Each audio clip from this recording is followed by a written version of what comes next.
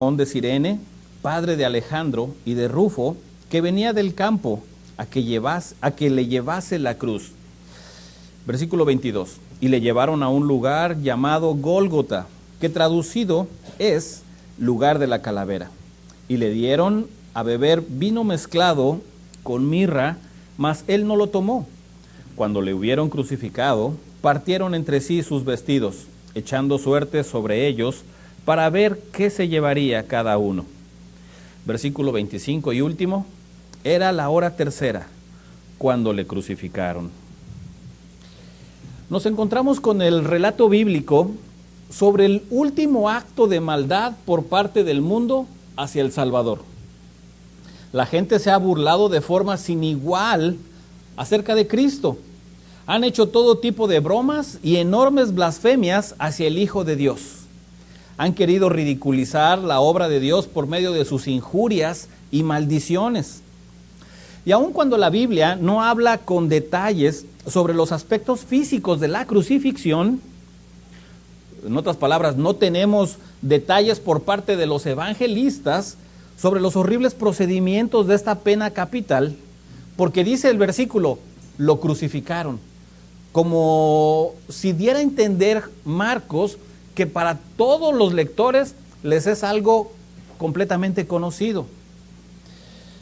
Lo que sí nos dice la Biblia y nos da detalles son acerca de las burlas y las blasfemias que han hecho todos sus enemigos.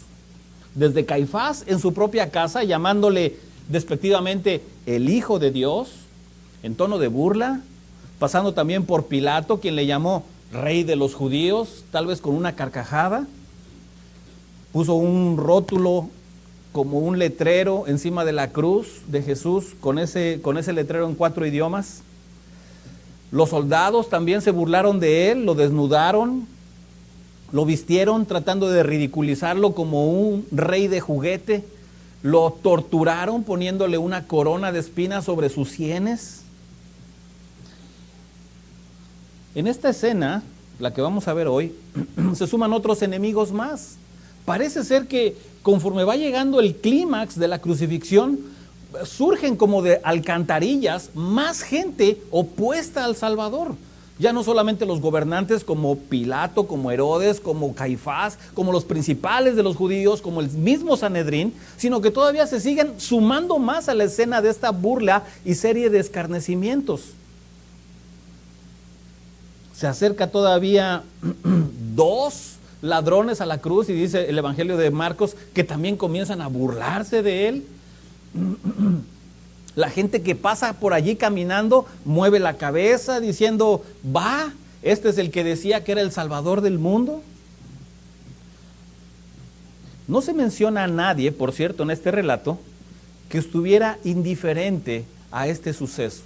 No se dice que nadie estaba fumándose un cigarro viendo pasar la escena como si nada sucediera.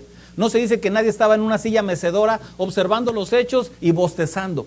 Todos los que pasaron, todos los que estuvieron presentes durante este acto de crucifixión participaron en una opinión, ya sea en contra o ya sea a favor. Todos los participantes, repito, de esta escena actuaron con la peor de la barbarie humana.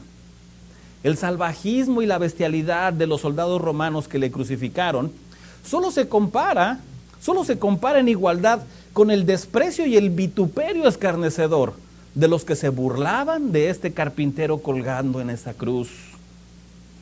Ahora bien, es entendible, desde mi punto de vista, es entendible que soldados salvajes lo hayan tratado así, porque eran eso, eran unas bestias los soldados.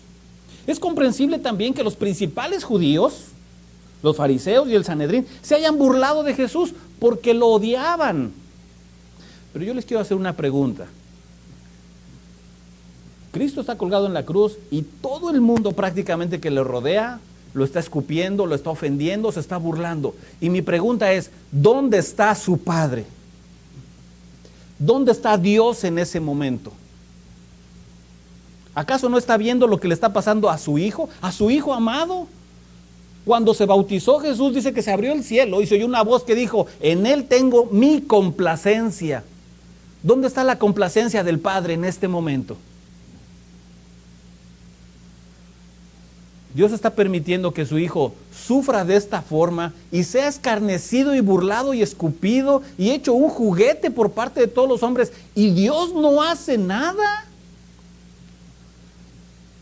Dios permitió que toda esta injusticia y esta maldad sobre su hijo amado así sucediera. Escuche bien, abra bien los oídos porque lo voy a repetir. Dios el Padre permitió que todo esto le sucediera a su hijo porque este era el plan de Dios. Este Jesús, este Hijo de Dios colgado en esa cruz, el Señor ya había profetizado cientos de años atrás que sería un varón de dolores. Sería uno que experimentara quebranto. Sería uno que estaría molido por nuestras rebeliones y herido por nuestros pecados. Dice Isaías 53, versículo 3, despreciado y desechado entre los hombres, varón de dolores, experimentado en quebranto, y como que escondimos de él el rostro. Fíjense, fue menospreciado y no le estimamos. Nosotros le tuvimos por azotado, por herido de Dios y abatido. Mas él herido fue por nuestras rebeliones, molido por nuestros pecados. Y dice así: Jehová cargó en él el pecado de todos nosotros. ¿No se sorprende usted de saber que el hombre perfecto, el único hombre sin pecado que pisó este planeta, fue tratado de la peor forma? ¿No ha pensado usted en los detalles? ¿Cómo es posible que el hombre que vino a dar amor, que les dijo, bienaventurados los misericordiosos, porque ellos recibirán misericordia, bienaventurados los compasivos, bienaventurados los que se gozan en la verdad, bienaventurados los que tienen hambre y sed de justicia? Ese hombre que repartió bienaventuranzas y dones y sanidades a los hombres, ¿fue tratado como si fuera un diablo? ¿No se imagina usted, no piensa usted que hay un contraste aquí? No se supone que el amor de Dios representado, manifestado en esta persona, debería de haber sido abrazado por todo el mundo y haber dicho, gracias Dios, porque finalmente escuchaste nuestras necesidades y nos enviaste la solución. Dice el Evangelio de Juan, que el mundo está en tinieblas, y cuando llegó la luz, despreciaron la luz porque amaban más las tinieblas. Este relato de la crucifixión del capítulo 15 de Marcos es un claro ejemplo de cómo el hombre odia y aborrece todo lo que tiene que ver con la luz, con la verdad y con la santidad de Dios. Ama y adora y se place en todo aquello que es puerco, vano, vil, asqueroso, podrido, porque la naturaleza del hombre es precisamente como la suya y como la mía cuando no le teníamos. Uno dice, ¿cómo es posible que los soldados se hayan burlado de ese hombre indefenso? ¿Cómo es posible que los enemigos hayan escupido todavía sobre él? ¿Cómo es posible que hombres que están colgados también en la cruz no tengan ni siquiera la mínima sensibilidad del dolor que está sintiendo su compañero de muerte y todavía injuriarlo? Uno dice, pues ¿qué pasa con la humanidad? ¿En qué clase de mundo vino a caer el Hijo de Dios? La Biblia dice, en esta última parte de Isaías 53, que Jehová lo trató así, escuche bien, porque así merece ser tratado el pecador. Lo repito, el Hijo de Dios fue tratado así, para que usted y yo comprendamos de la forma en la que Dios nos va a tratar, nos tratará si no le recibimos.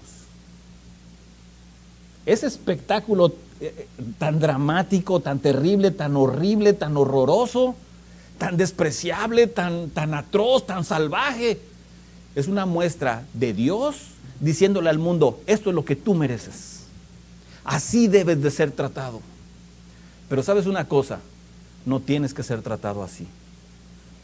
Él va a sufrir por ti. Él va a sufrir por ti, para que si tú crees en mi amor y en mi perdón, no tengas que subir a esa cruz. Imagínense, está el Hijo de Dios despreciado, abandonado por todos, y clama a Dios y le dice, Señor, no me desampares. Elí, Elí, lama sabactani. Y Elí no lo escuchó. Elí, dice la Biblia, que dio la vuelta y le dio la espalda. Y no salió ningún sonido del cielo. no salió ninguna respuesta, no cayó ningún rayo para ejecutar o para exterminar a sus enemigos. No se movió nada. Dios guardó silencio y dejó que su hijo fuera pisoteado, fuera herido, fuera maltratado.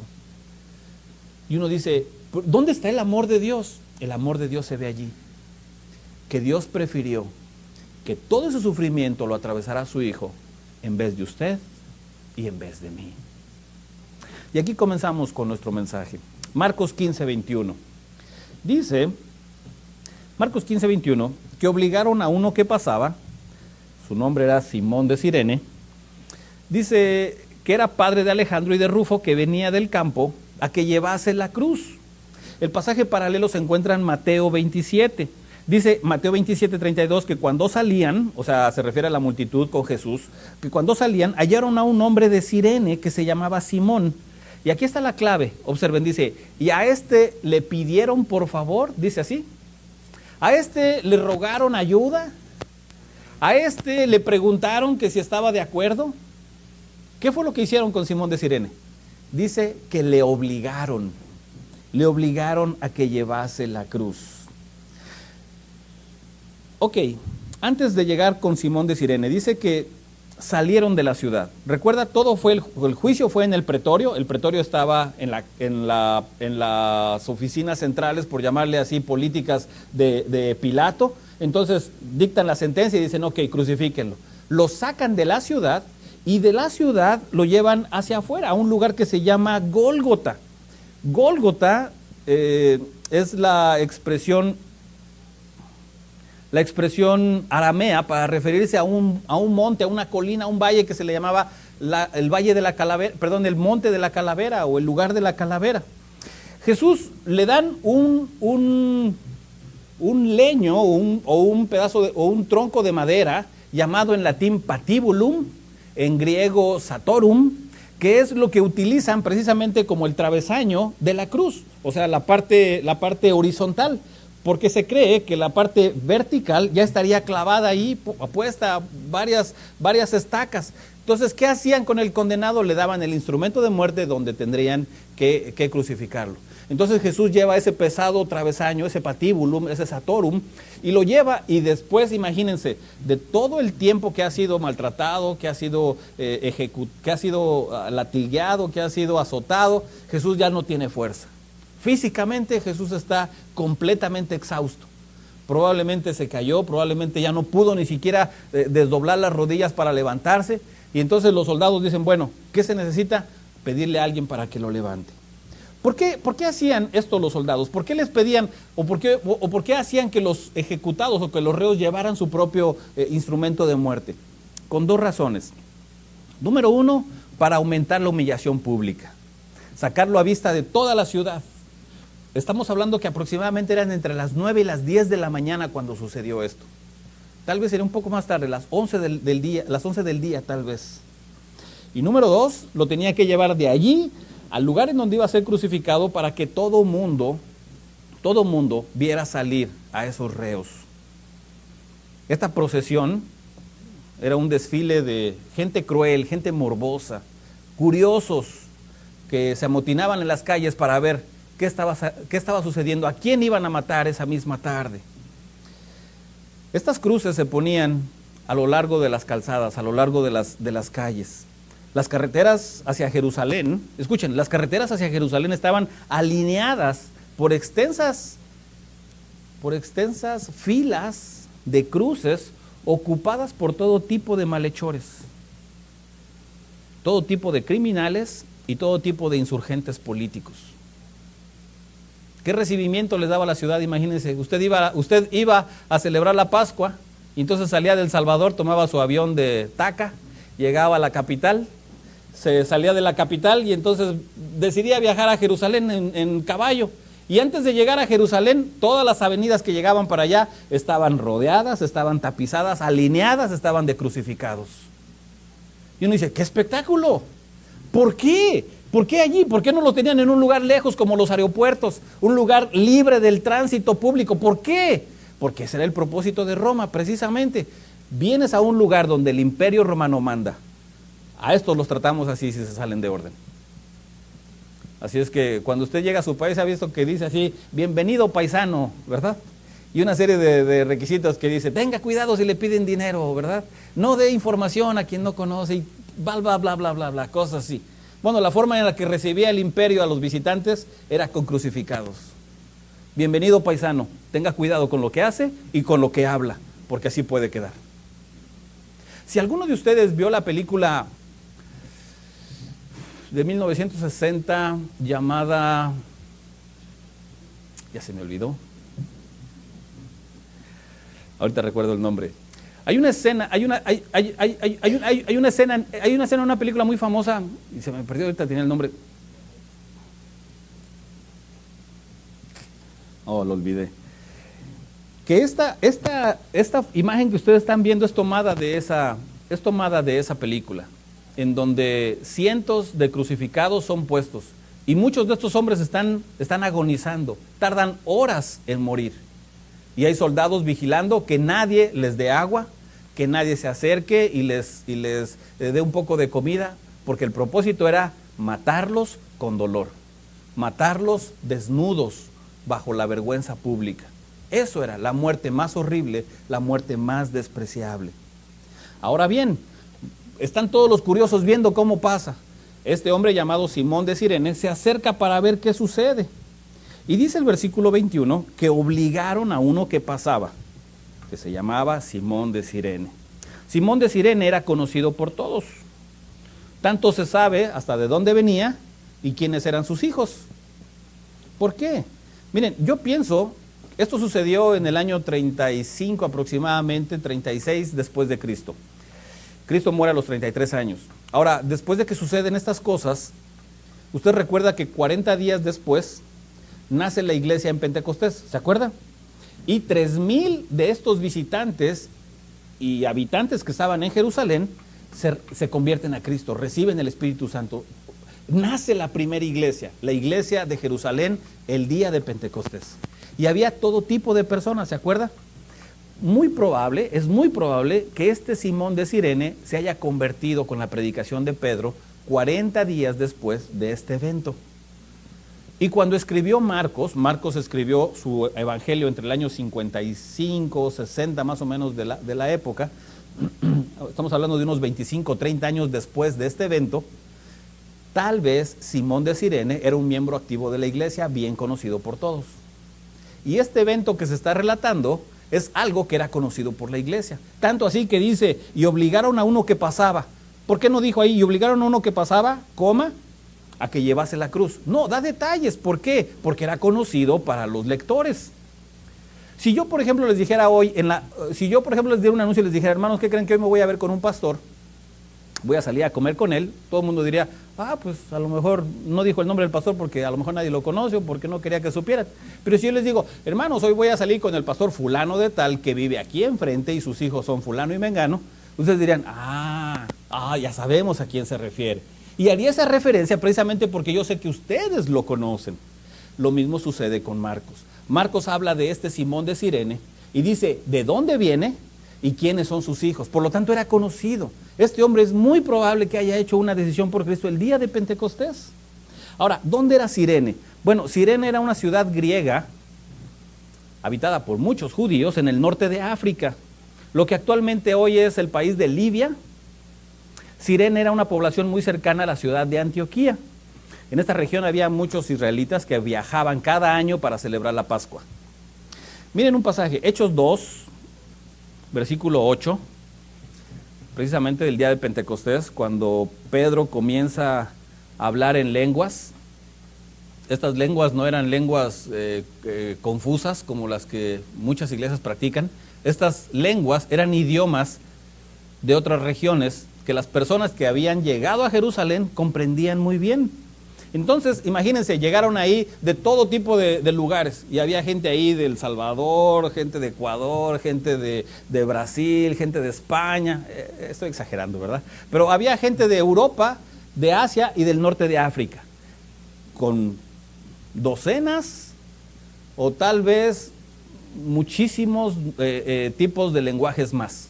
Entonces, imagínense escuchar hablar a un español y escuchar hablar a un griego, y escuchar hablar a un italiano, y escuchar hablar a un africano, y escuchar hablar a un romano. Y los apóstoles apenas y con dificultad, pobre Pedro, yo creo que no sabía ni leer todavía en ese entonces. Y Pedro, con el poco de arameo que dominaba, con el poco de hebreo que tal vez escuchaba, se para y en el día de Pentecostés comienza a hablar, y les comienza a hablar del Cristo que fue crucificado, y la gente comienza a escucharlo en su propio idioma. Eso es el don de lenguas. Dice el versículo 8, dice, les oímos hablar acá, dice, cada uno en nuestra lengua. Versículo 9, dice, venían esta gente, dice, de Mesopotamia, en Judea, en Capadocia, en el Ponto, en Asia. Versículo 10, en Frigia, en Panfilia, en Egipto, en las regiones de África, más allá de ¿dónde?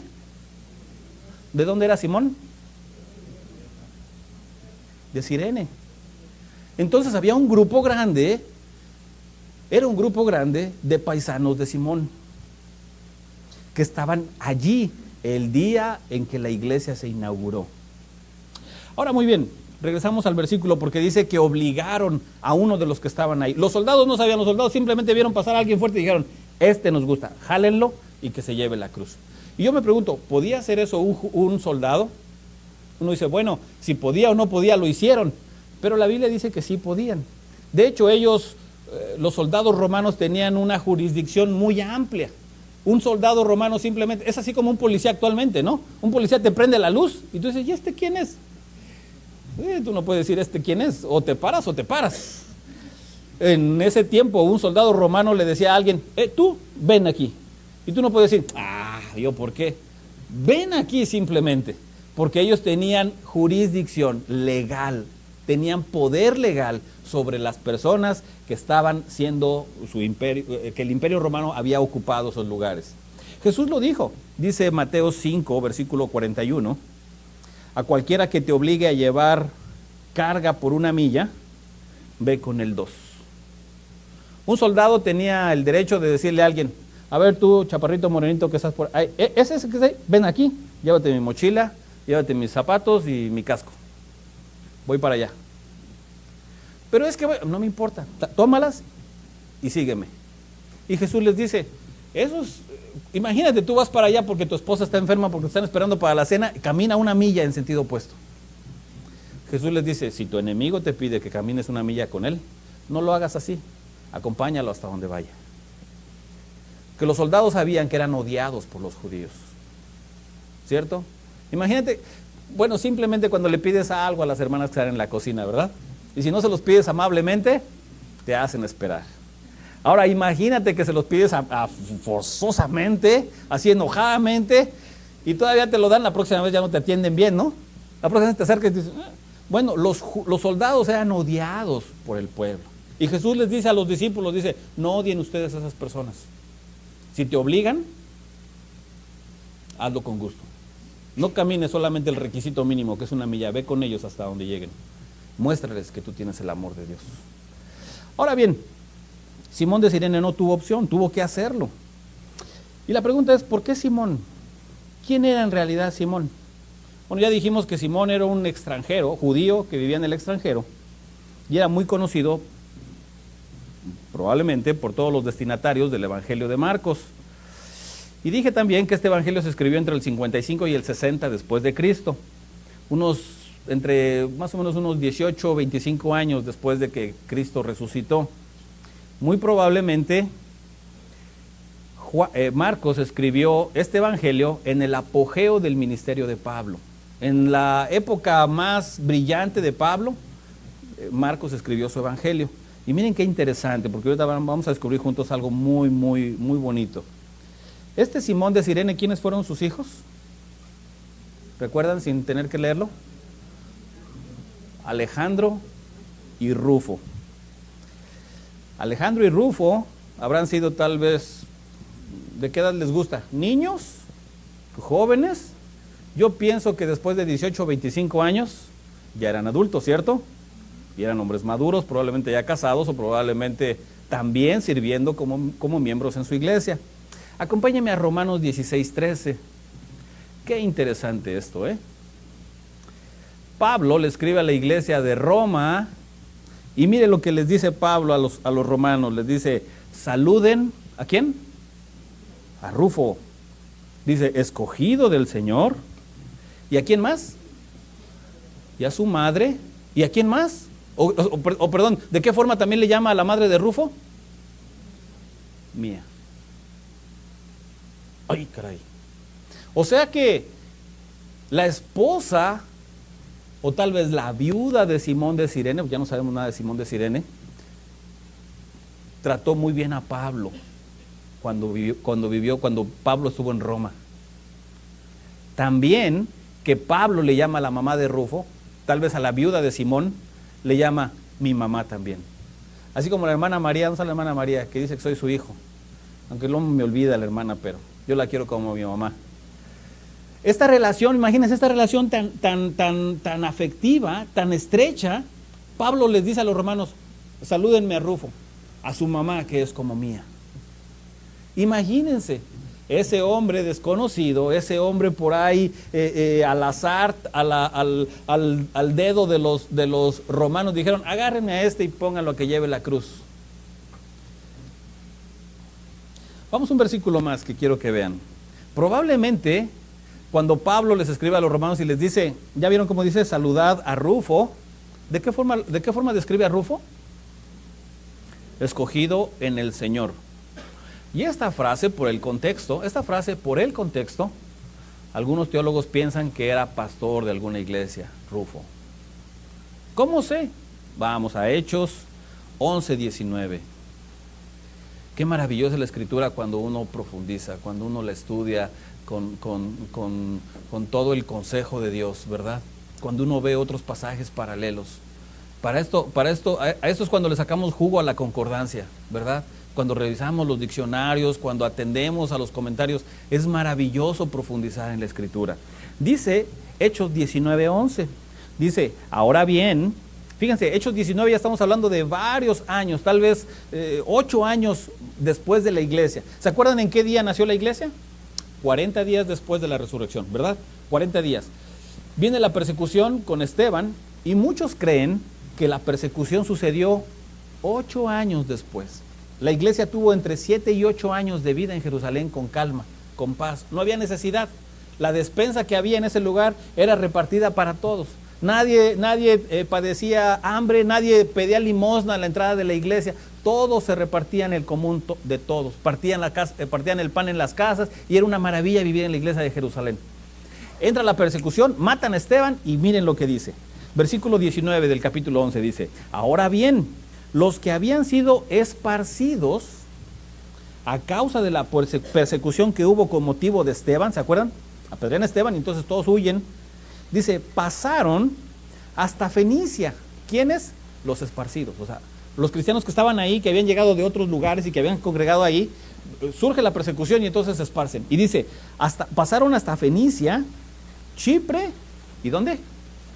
Antioquía. ¿Se acuerdan que Antioquía es un lugar que estaba cerca de Cirene? Dice, no hablando a nadie la palabra, sino solo a ¿quiénes?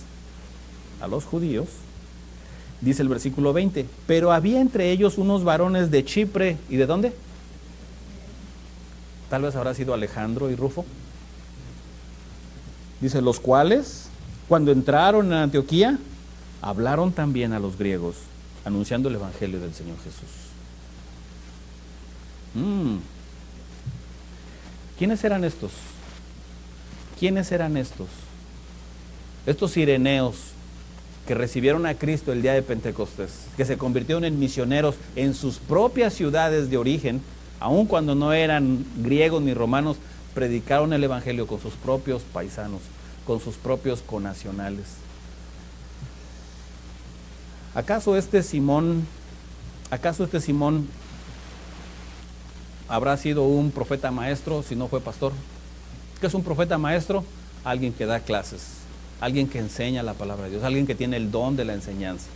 No es alguien que anuncia el futuro. Un profeta en el libro de Hechos no necesariamente es alguien que habla de lo porvenir, sino alguien que explica la palabra de Dios. Vean Hechos 13:1. Bueno, un poquito antes, vean Romanos 2, 44 4. Como dije hace un momento, solamente... Imaginen ustedes a Simón, ¿verdad? Simón, después de que suceden estas cosas, Simón, después de que lleva la cruz y es testigo de lo que sucede con Jesús, 40 días después recibe a Cristo. Yo creo que era un claro ejemplo de los cristianos que decidieron no regresarse a su casa, que decidieron quedarse en Jerusalén. Dice Hechos 2:44 así, dice, todos los que habían creído estaban juntos y tenían en común todas las cosas. Imagínense ya después de 2 años que pasaron en Jerusalén, que ya no regresaron a sus pueblos, ¿qué habrán dicho sus familias? Oye, y pues ahí tenemos la granja, ¿no? El solar, allá tenemos la finca, allá tenemos el ranchito, la casa, el edificio, allá tenemos el hato, ¿qué hacemos? Dice el versículo 45, vendían sus propiedades y sus bienes y los repartían a la iglesia. 8 años, 7, 8 años les duró esa convivencia. Ahora sí, saltemos a Hechos 13 y dice que había entonces en la iglesia que estaba en Jerusalén, dice. No, ¿en dónde estaba la iglesia? Antioquía. ¿Dónde era Antioquía, hermanos? ¿Dónde era Antioquía? Antioquía era el norte de África, cerca de Cirene. Dice entonces en la iglesia que estaba en Antioquía, profetas y maestros. Dice Bernabé, Simón, el que se llamaba Níger, dice, y Lucio, ¿de dónde? Muy interesante. Los cireneos fueron usados grandemente por Dios, como pastores, como maestros, profetas, como misioneros. Yo pienso que Rufo y Alejandro, aun cuando de Alejandro no se vuelve a mencionar nada, que Rufo, este hijo de Simón, fueron usados por el Señor. ¿Qué habrá pensado Simón cuando se acercó para ver la multitud y la bulla que se hacía? Y un soldado lo observó y lo señaló y le dijo, ayúdale a cargar la cruz. ¿Qué habrá pensado? ¿Qué habrá dicho este extranjero? ¿Y yo por qué? ¡Qué suerte la mía! Siempre las peores cosas siempre me pasan a mí. Es que yo estoy salado, es que yo tengo algo. Yo estoy donde siempre pasan las cosas negativas. ¿No es verdad que usted y yo hemos pensado eso alguna vez? Es que no sé, hermano, no sé por qué, pero a mí siempre me pasa lo peor. Siempre las cosas malas siempre me suceden a mí. A mi vecino siempre le pasan cosas buenas. Yo oigo que se saca la lotería a todo mundo, pero a mí nada. Pienso que en ese momento Simón de Cirene habrá pensado lo mismo. Entre toda la multitud, ¿cómo es que ese soldado me miró a mí? Si yo nada más me acerqué para ver, y justo cuando me acerqué me señaló y me dijo que cargara la cruz. Qué injusticia, ¿no? De la suerte, del destino, ¿no? Qué mala pata, ¿no? Yo pienso, hermanos, que ese gran problema que en el momento le sucedió a Simón de Cirene fue la mayor bendición de toda su vida y de toda su familia. Haber tenido contacto con el Salvador. Haber tenido contacto con el Salvador. Haber cargado la cruz del Señor. ¿Se acuerdan que una vez Jesús dijo, si alguno quiere seguirme, niéguese a sí mismo? Dice, tome una cruz y sígame. Esto lo hizo Simón literalmente. La cosa es que tal vez Simón no era seguidor de Cristo en ese momento, pero Simón entendió lo que significa despojarse de todo, obligadamente lo hizo. Y no es lo mismo que nos sucede a nosotros cuando perdemos cosas de valor. Fue involuntariamente, nos robaron, lo perdimos, lo extraviamos, se rompió, se perdió, lo chocaron, nos lo quitaron. No deseábamos que así sucediera, pero así sucedió. Y le preguntamos, Señor, ¿pero por qué a mí? ¿Por qué yo, Señor? Habiendo tantas personas, ¿por qué no le sucede eso a otros? ¿Por qué me tenía que suceder a mí? Y yo pienso que el Señor permitió que te pasara todo eso porque tenía un gran plan hacia ti en ese momento. No es casualidad que te lo hayan robado, que lo hayas perdido, que te hayas quedado sin él, que se haya marchado, que ya no estés ahí. No es casualidad, Dios tiene un plan para tu vida. Así como lo hizo con Simón de Cirene, que en el momento no entendió, en el momento pensó que era una injusticia, en el momento pensó que era mala suerte. No sabía que ese día sería cambiada su vida para siempre. Yo pienso muchas veces, hermanos, que cuando el Señor hace en nosotros y permite que nos sucedan cosas que no entendemos, yo creo que es la mano de Dios que está buscándonos, que está tratando con nuestras vidas, que te quiere decir algo que no puedes entender hasta que no llama tu atención. Y has estado viviendo una vida indiferente, has estado viviendo tal vez una vida apática, y el Señor te trata de llamar por las buenas y te dice, ven y escucha mi palabra, y tú la escuchas y tú dices, sí, yo ya sabía eso, oh, muy interesante. El Señor dice, no, Él no entiende con las palabras. Necesitamos que alguien lo mueva del lugar donde está. Y tal vez algún ángel, si se pudiera valer la novela, ¿no? Si se pudiera valer la imaginación, si un ángel le dijera, Señor, pero ¿por qué lo tratas así? ¿Por qué le tienes que quitar a su niño si es lo que más quiere? De eso se trata el asunto. ¿Por qué le tienes que quitar el empleo si es la única fuente que tiene? De eso se trata. Necesito llamar su atención. No puedo lograrlo por las buenas. Pero esa enfermedad, Señor, esa enfermedad le va a quitar el sueño. De eso se trata. Señor, pero esto lo va a hacer llorar muchísimo tiempo. De eso se trata. Le he querido llamar por las buenas, le he querido hablar, pero no reacciona. Yo tengo mucho amor hacia él y necesito hacer lo que despierte con algo.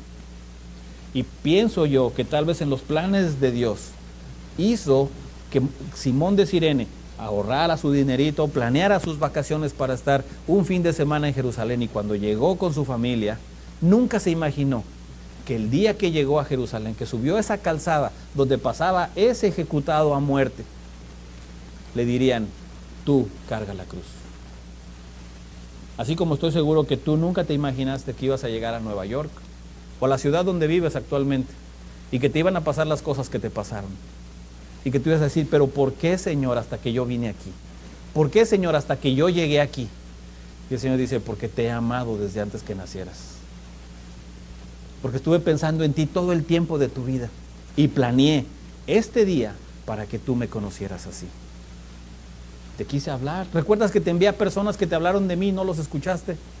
¿Recuerdas que sucedieron cosas que te movieron el tapete y que tú te quedaste pensando y dijiste, ay, Señor, si me libras de esto voy a cambiar? Y no lo hiciste, ¿recuerdas? Sí, Señor, lo recuerdo, pero yo te sigo amando. Y este acto que probablemente tú piensas que es injusto, esta acción que probablemente piensas tú que no lo entiendes, es mi mayor muestra de amor por ti. Sí, Señor, ahora lo entiendo. Está bien, Señor, ahora tienes mi atención. Devuélveme la salud, Señor. No, eso es irreversible. Señor, devuélveme mi empleo. Ya entendí el mensaje. Señor, regrésame a mi familia. Lo siento, lo que hice, hecho está. Señor, ya entendí la lección. ¿Qué es lo que quieres? ¿Te acuerdas de ese canto que entonaste, que tú te rindes a mí? ¿Recuerdas que lo cantaste? ¿Lo repetiste varias veces? Yo no te pedí que lo hicieras, pero tú lo hiciste. Quiero que sea una realidad, que te rindas completamente. Ríndete a mí. Ríndete a mí. Yo les hago una pregunta, hermanos de nuestra iglesia, hermanos de mi iglesia. Tú le dijiste que te rendías a Él y aún no te sucede nada, no esperes a que te suceda. Oiga, hermano, ¿usted está amenazando de que me va a pasar algo? No, no te estoy amenazando. Pero si tú eres hijo de Dios, la Biblia dice en Hebreos 13 que Dios disciplina a sus hijos porque los ama. No esperes a que el Señor saque la vara y te aplique su disciplina. Actúa por amor y dile, Señor, es verdad, tú me dijiste que me amas, y yo entoné esa canción. Yo te dije, aquí estoy, Señor, quiero rendirme a ti, quiero entregarme completamente a ti. No quiero esperar hasta que suceda lo peor, Señor. Aquí está mi vida. Tómame, Señor, úsame. ¿Qué es lo que quieres que comience a hacer? Y yo creo y estoy seguro que el Señor te diría, lo primero que tienes que hacer es Arrepiéntete, arrepiéntete, arrepiéntete. Arrepentimiento no es una opción. Arrepentimiento viene de parte de Dios como una orden. Dios ha establecido para todos los hombres que le conozcan, en todo lugar, que se arrepientan. ¿Qué es arrepentirse?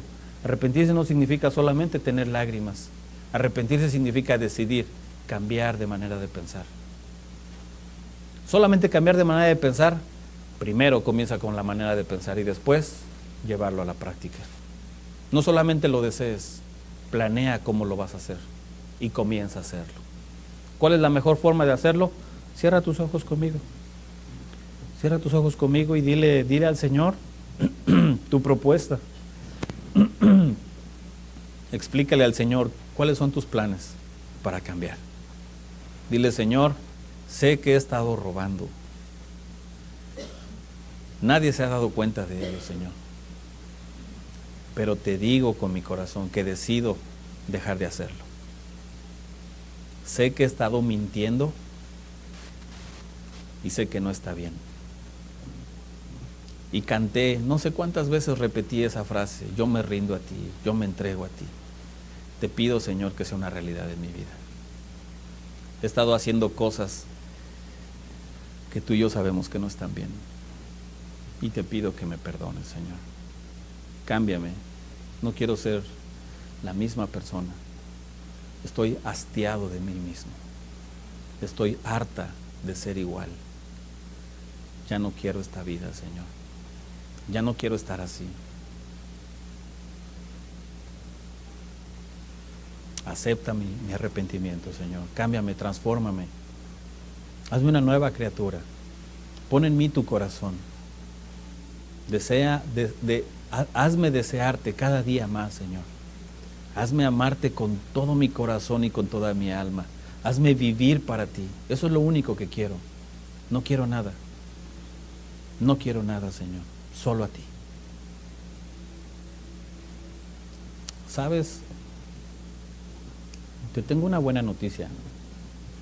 Si tú hiciste esta oración de corazón, si tú hiciste esta oración en tu mente, en sinceridad, el Señor te ha escuchado. El Señor ha escuchado tu voz. Eso es lo que Dios desea oír de ti. Dios ya está cansado de que le pidas tanto. Dios ya está cansado de verte vivir así. Le has llenado de peticiones constantemente por ti, pero no le has ofrecido nada. Ahora sí, ahora los oídos del Señor se abrieron cuando tú le dijiste: ya no quiero nada, solo a ti. Y créelo que si tú estás consciente de que lo que te está sucediendo ahora tiene que ver con el Señor, el Señor te va a bendecir grandemente. El Señor va a hacer grandes cambios con tu vida, porque tú decidiste primero amarlo a Él antes que a ti. Gracias, Señor. Muchas gracias, Padre. Gracias por tu Hijo Jesús. Gracias, Señor, por habernos puesto el ejemplo de cómo debemos sacrificarnos para ti, Señor. Entregarlo todo. Ya no pensar tanto en nosotros, sino pensar en quienes están a nuestro alrededor, sino pensar en ti primero, Señor. Bendice a tu iglesia, Señor. Bendice este lugar, bendice este servicio, Padre. En el nombre de Jesús, muchas gracias, Señor. Amén. Que Dios les bendiga, hermanos. Estamos despedidos. Quiero recordarles de la comida que tenemos hoy al final del servicio en la casa de nuestros hermanos. ¿Dónde es? Nuestros hermanos Blanco. ¿Alguien me puede recordar la hora? A la 1 es la cita.